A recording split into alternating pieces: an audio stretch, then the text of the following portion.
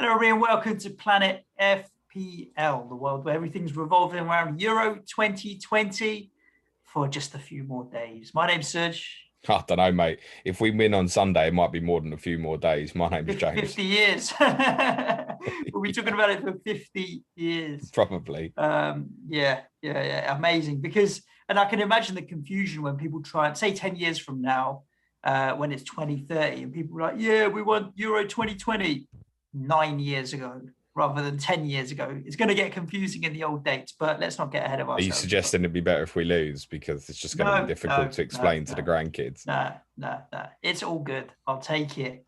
This is our final show before England are in a international final for the first time in 55 years. So we'll run down a little bit of a preview on the weekend, although we've done quite a bit of it already. To be honest, in terms of preview, I've got quite a different question for you, James, that I'm going to get you to answer. Maybe we'll do that first. Then we'll also look at a team of the tournament so far in terms of the best performing players. Maybe a combined England-Italy 11 from the current squads, see where we get to with that. And a little bit on the old fantasy. I've actually got 9 players already. So it's not too much of a big deal. Yeah, I think with these two finalists, people are not too far off. I did see one team knocking about that's only got 3 players at the moment.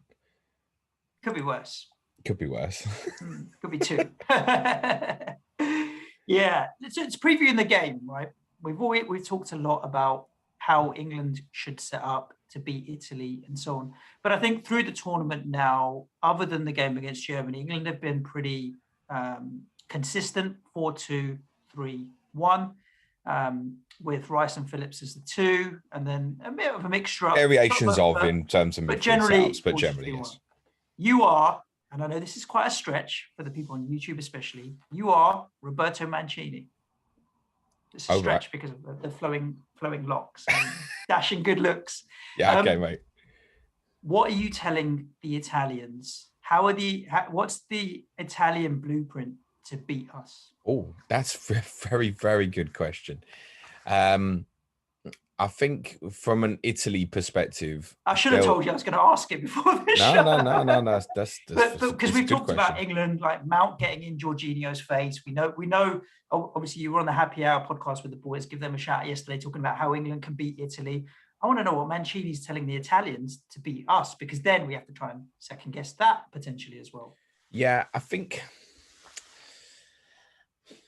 Mancini hasn't pulled any real kind of surprises out yet in the tournament. And it's something since I recorded with the guys on the Happy Hour last night, listening to James Johnson, the Italian rep, and the way he was talking about things did get me thinking about, is there something that could come up that's a little bit of a shock or a surprise? He spoke about the concern in Italy at the moment that they need a kind of real anchor to protect Jorginho after what happened on Tuesday. Not a particular... They don't want Jorginho to come out the team. They just want someone to sit in front of the back four, what we've spoken about, Kane in the pockets, those kind of things. Something potentially to fix up that area. And it got me thinking about, is there something mad that Mancini could pull out? Like going a diamond, for example, and dropping Immobile and going Insigne and Chiesa as wide forwards and just flooding England out. And kind of saying, okay, do you know what? Maguire, Stones, all game, you can have the ball, but other than that, we're going to flood you out. And I thought about that, and I thought, if he did that, we're so fucked. Well, I'm sure we'd have to adapt what we did to counteract it, maybe switch to a 3 or something like that.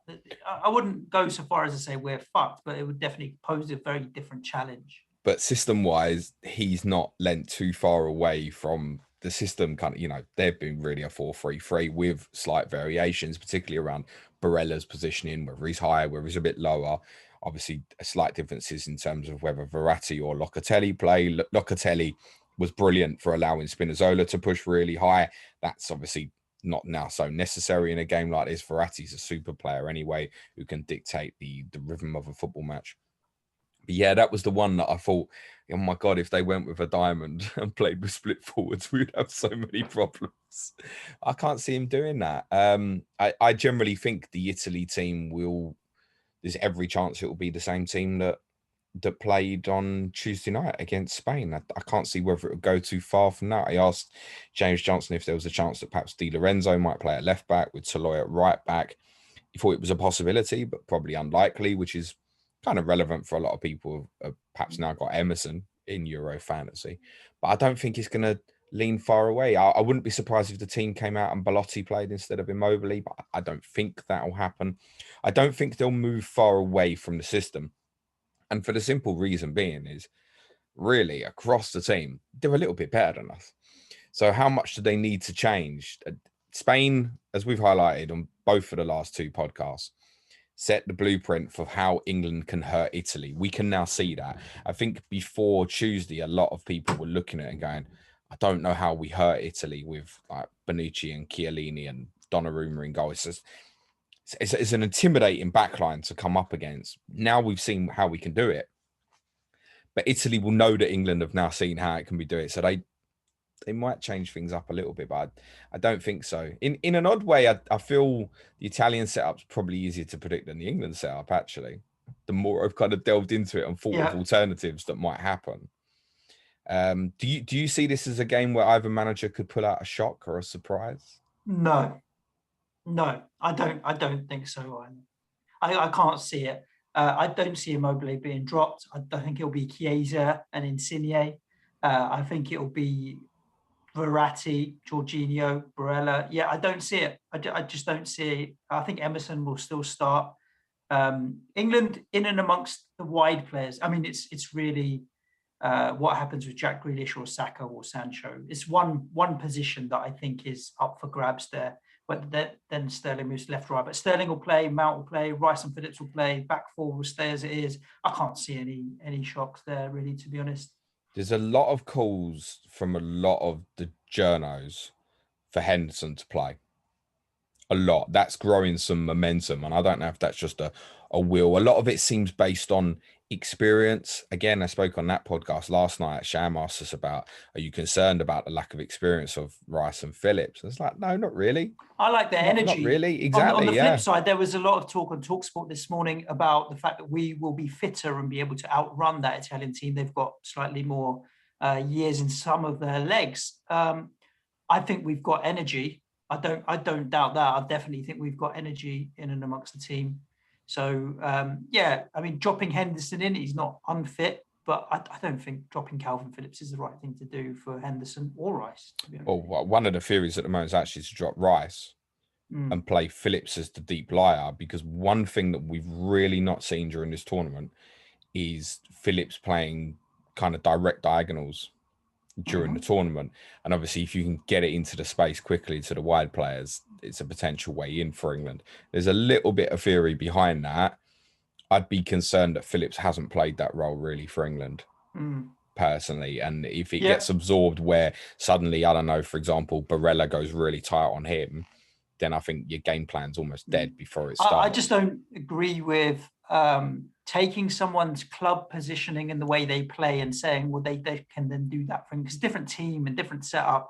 I mean, so many of the players do different jobs internationally than they do for their clubs. I mean, Rice is the same. For West Ham, he does a lot of driving runs. He doesn't do any of that for England.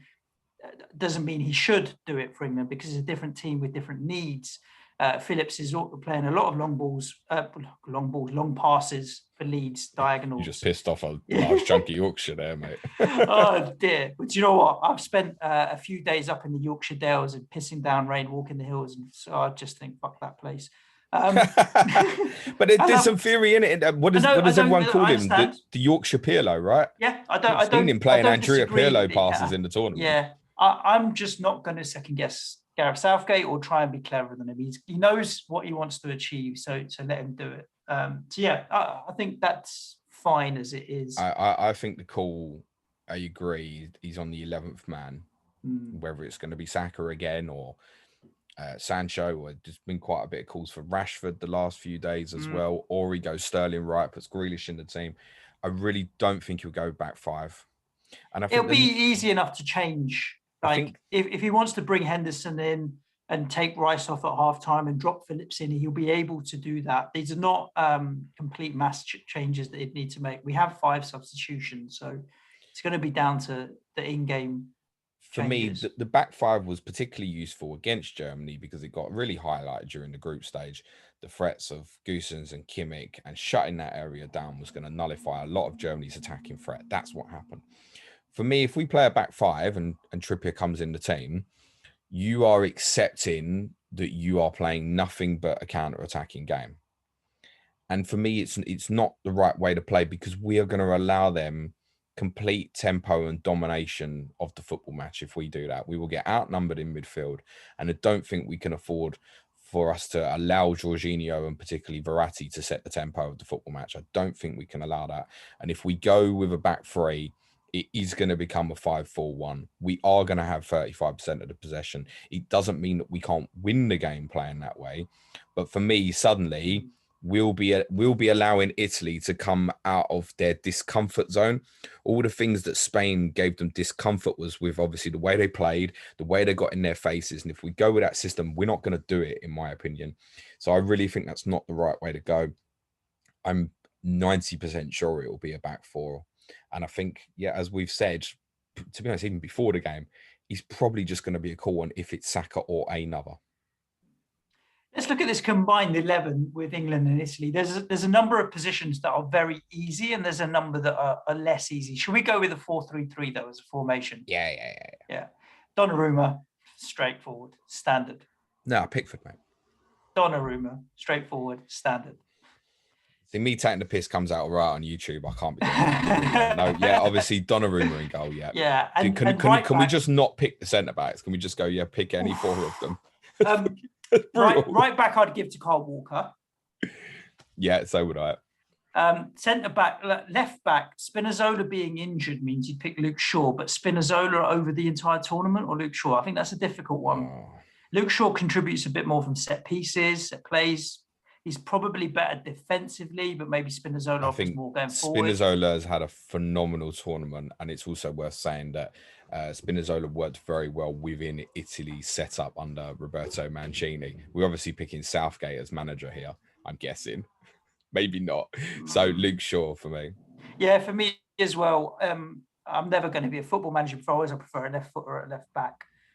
So if we're going to give the two wing back or full backs to England, let's just put the Italian boys in the middle. To be honest with you, I was doing that anyway. Yeah, I would go Chiellini and Bonucci, and that's believe me, that is no slight on Harry Maguire and John Stones. Not at all. But look, it's their last chance, isn't it, the old boys? So let's give them one last hurrah. Midfield 3. Might be going blanket Italy again here, mate. Yeah, I think so. I don't want to. I think the one debate would be Mount Barella, but there's a kind of argument there in terms of the fact Barella's more of a right of a three and Mount's more of a left. Although I think Mason Mount has proven to be very adaptable. I mean, I would go Jorginho, Verratti, Mount, I think.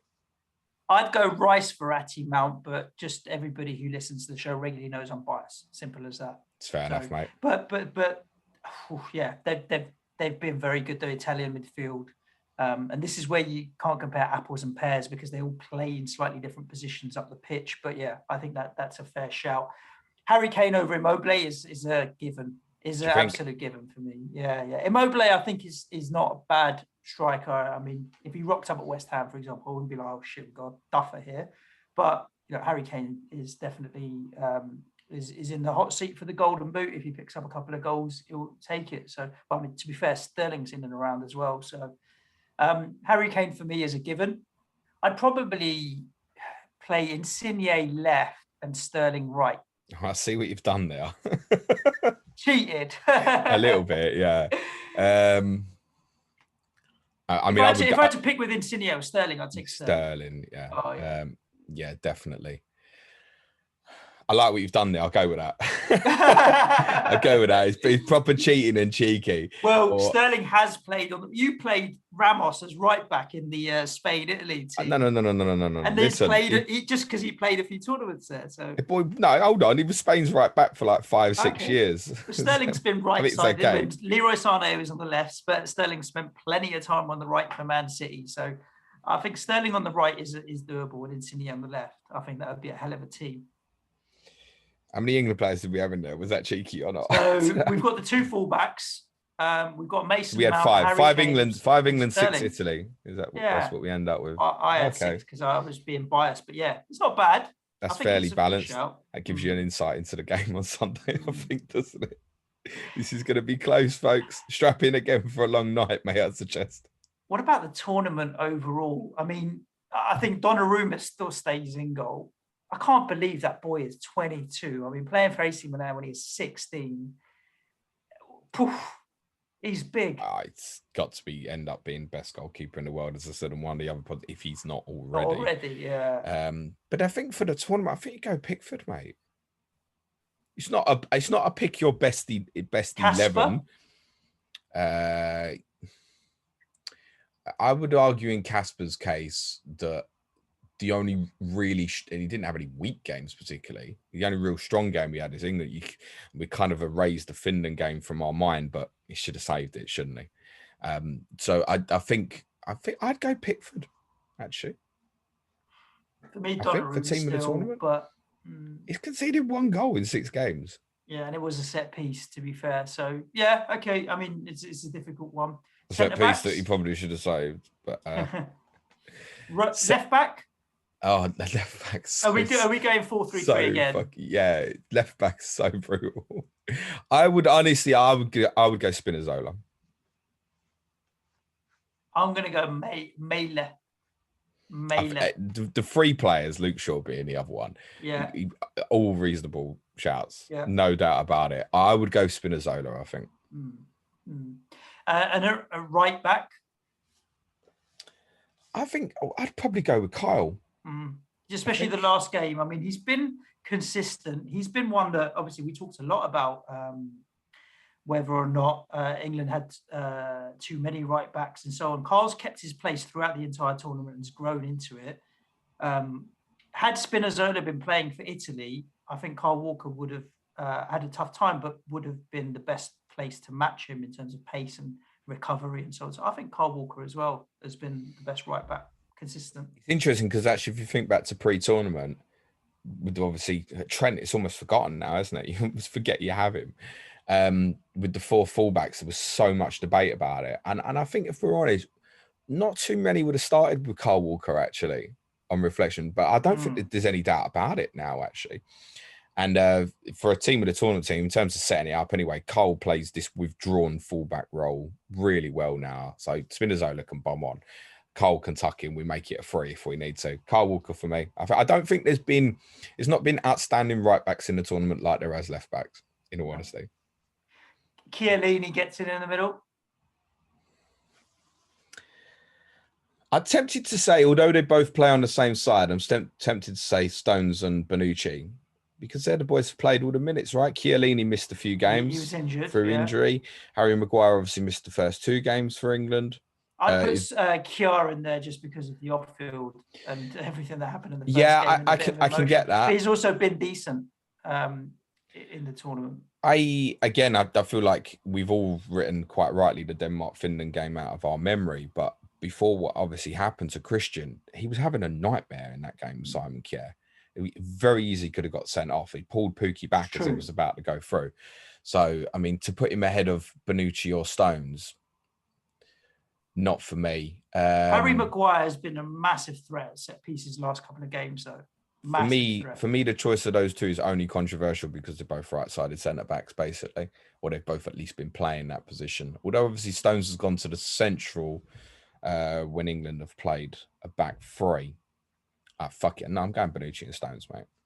Bonucci is fine. I'm going to take Maguire over Stones because I think in the last couple of games as a set piece threat, he's been really immense. I've been really impressed with him. And he carries the ball and brings it out really well as well. And he didn't start the tournament, so he had to get up to pace very quickly. So I think I like Harry Maguire over Stones if I had to pick a team right here, right now. Holding midfielder or midfield 3. Should we say Pedri's going in? Pedri's 100%. Yeah, so definitely. Pedri's in. Who else? I think for me, probably Jorginho. And I would probably go Barella with that. I think he's had an underrated tournament, Barella. Barella's been. I don't mind Barella in there. Jorginho. Just trying to think who else would warrant it. I mean, there's so much other talent, but probably doesn't warrant it. Like say Kevin De Bruyne and what I mean, they don't deserve to be in this team at the tournament, do they? No, Didn't play I enough think minutes, didn't create enough, and didn't drag their team to the final. Pogba, if he'd gone further in the tournament, would be worth probably being in the conversation, but not for an overall team of the tournament for me to be going out. I wouldn't be happy having anyone who went out in the last 16 in this personally. So I know a few people are probably screaming into their ears at the moment, Forsberg. No, not for me going out in the last 16. Yeah, I don't disagree with your selections there. The front three, Raheem Sterling, he's not far off winning player of the tournament. If he has a worldly final and England win, then he's pretty much a shoo-in for player of the tournament. So Raheem Sterling's in there for me. Insigne, I think, also gets in. He's been really good. Controversial. What are you doing, throwing Sterling on the right again? You cheeky bastard. It's hard when you kind of make Frankenstein teams because of positioning. Everybody plays a different formation. Yeah. I think Insigne has had kind of 2.5 very good games for Italy. The first 2 games and the Belgium game. I think Sterling's consistency, even when people were questioning the performances a little bit, the goal against Croatia, the goal against Czech Republic, the opening goal against Germany. So I think Raz has to go in. I would go Patrick Schick up front as a central striker. I think 5 goals for Czech Republic is pretty impressive. Plus, goal of the tournament. We don't actually need to have a debate about it. It's an incredible goal he scored against Scotland. And on the right of him, I'd go Lukaku, actually. I think I would have played Lukaku up top, to be honest with you, and maybe got Insigne and Sterling. In both the Portugal game and the Italy game, they played De Bruyne as false 9. He played as kind of a split, kind of right-hand side to move inside forward. I think his performances have been good. I thought his hold-up play late in the game against Portugal, in the last 16 when they're under immense pressure, was big for them. He carried the threat against Italy, although he missed at least one big chance to draw the game level. He was powerful in the group stage. When Denmark were on top, he had a kind of bully moments against Vestergaard and stuff that brought Belgium back into the games. I'd go Lukaku as the right of the 3, which is the boys said to me on the Happy Hour podcast last night. So what? No Ronaldo? Yeah. And as I said to them, Ronaldo will sleep fine. He'll be okay. Yeah, I think that's a fair shot. I would have had Sterling and Lukaku. We're disagreeing a bit on Immobile, Schick and the positioning, but yeah, those are the players that definitely are in with a shout of making it when the UEFA or whoever else, the UEFA announce their team of the tournament, if they do or what have you. Fantasy, what are you doing? Okay, yeah, forgot about that. It's a semi-important thing, isn't it? I'm lined up at the moment. Donnarumma, Stones, Emerson, Shaw, Mount, Insigne, Sterling, Kane, Immobile. I've got Laporte and Torres on my kind of bus team that are not playing. So I think Harry Maguire is an easy one for Laporte for me. And I'll probably get Chiesa for Torres. So I've got 10 between England and Italy. I've got 6 English, Pickford, Stones, Shaw, Mount, Sterling, Kane. And I've got 4 Italian, Emerson, Berardi, Insigne, and Immobile. I clearly don't need 5 free transfers, and I'll be honest with you, I'm probably not going to use 5 free transfers. You know me, I'll go with an all-in strategy. I won't go half measures. I'm going to go all in England unless the team spooks me. But I think even if England actually went for a back 5 and Trippier played, I think I'd probably try and find a way to get Walker, Maguire, and Trippier all in. Actually, go all 6 of them defensively. So at this stage, I want to go with a 5-4-1. I've got, in my opinion, already the 3 best attacking English assets of what we know, which is Kane, Sterling, and Mount. That opinion might change, particularly, I think, if Jadon Sancho plays, it might change my opinion. I could force that Mount to Sancho, for example. But my intention at the moment is to make 4 free transfers with what I have. And that would be selling Immobile to Giacomo Raspadori, 5.5 million Italian forward. because my thinking with 5-4-1 is I'd leave Immobile out anyway. My thinking on 5-4-1, by the way, is I think there's a fair chance this game's going to finish 0-0. So I'll have even the clean sheet points from the midfielders. So I'm going to sell Immobile to Raspadori, and that opens up basically to have unlimited. There's no financial problems from there. Harry Maguire and Kyle Walker in based on what we think the England team will be. So that would be for Azpilicueta and Joachim Meili. And then I would move Berardi to Chiesa. Mm-hmm. And that would still leave me 3.6 million in the bank and 1 free transfer. So like I said, I could go Mount to Sancho, for example, if he was in the team. I think that's the one that would maybe tempt me to force that. But yeah, that's what I'm looking to do. So it'd be eight England, 3 Italians. I think Emerson, Insigne, Chiesa are the best 3 Italians to go for if you're going kind of an all-in strategy.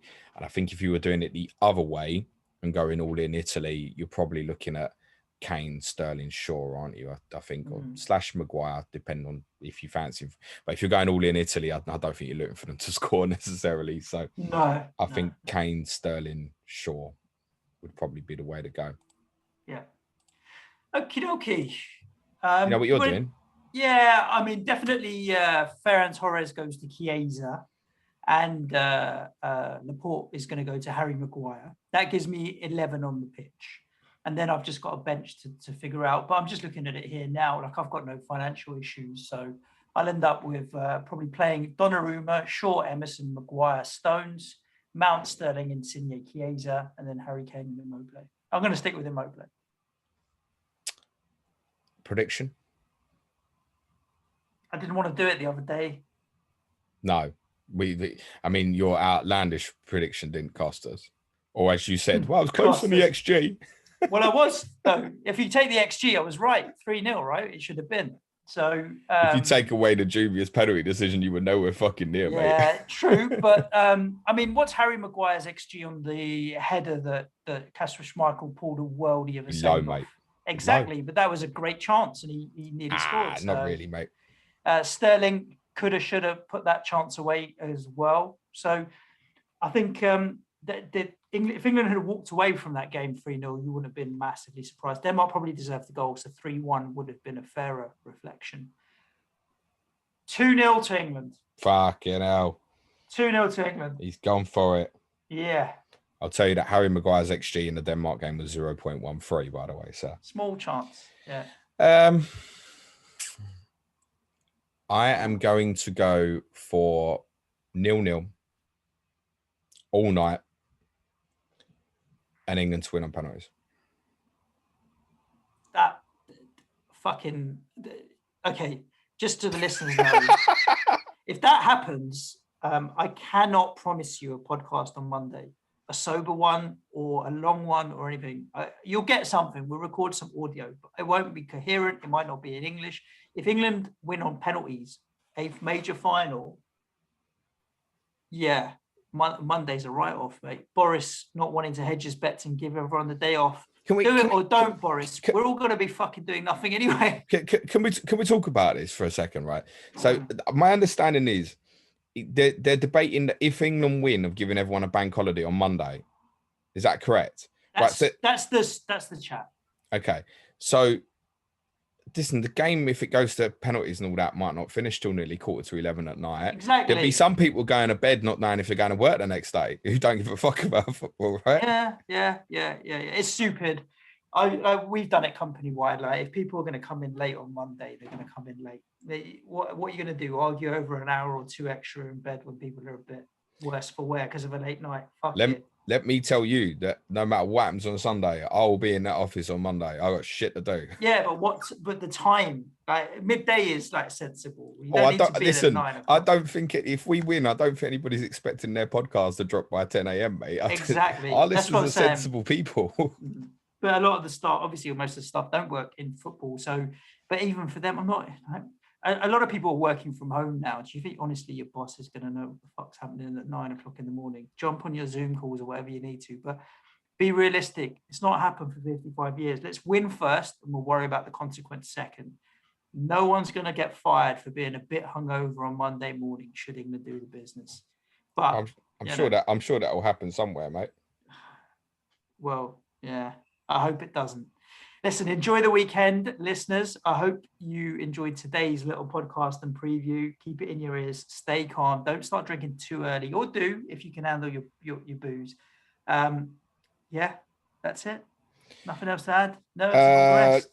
No, nothing else particularly to add, other than obviously our final Euro pod will be on Monday. Correct. And then we've got Takeover Week next week from Tuesday to Friday, where we're letting 4 of the best up and coming content creators taking over our content on one of the each respective days on our YouTube channels and obviously the audio platforms next week. So we've got Season Keepers, Man on FPL, Happy Hour Podcast and FPL by Dummies are all on one of the days going to be taking over our content. We'd like to, it's very difficult for people to grow their content in a, what do you call it, Suj? Saturated market now. That's the one. You're here for the flash words, aren't you? Let's be honest. Boy, so we want to give these guys a bit of exposure, get Yes. behind them next week. And then the week after, we've got some of the biggest names joining us for Content Creator Week as well, which I can reveal now is going to start with our good friend, Late Riser from the FPL Wire podcast. Nice. Good. Stay safe. Enjoy the weekend. Come on, England. I'm going home. Come on, England. Cue music, please, man, child.